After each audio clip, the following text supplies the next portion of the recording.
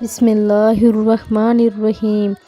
نماز میں کل 13 فرض ہیں، جس میں کسی ایک کا نہ ہونے سے نماز دوبارہ ادا کرنی پڑتی ہے۔ نمبر 1 پہ ہے بدن کا پاک ہونا۔ نماز کے لیے بدن کا پاک ہونا ضروری ہے۔ کپڑوں کا پاک ہونا، ستر یعنی عورات کا ڈھانپنا۔ نماز کی جگہ کا پاک ہونا، نماز کا صحیح وقت ہونا۔ قبلہ کی طرف رخ کرنا، نماز کی نیت کرنا۔ تکبیر کرنا یعنی تکبیر تحریمہ۔ قیام یعنی کھڑا ہونا۔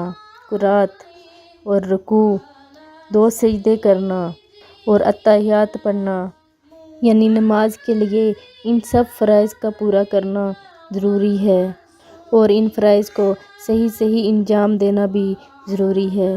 اللہ تعالی ہم سب کو عمل کی توفیق عطا فرمائے، اور آپ لوگوں نے آگے اس ویڈیو کو لازمی شیئر کرنا ہے۔ جزاک اللہ۔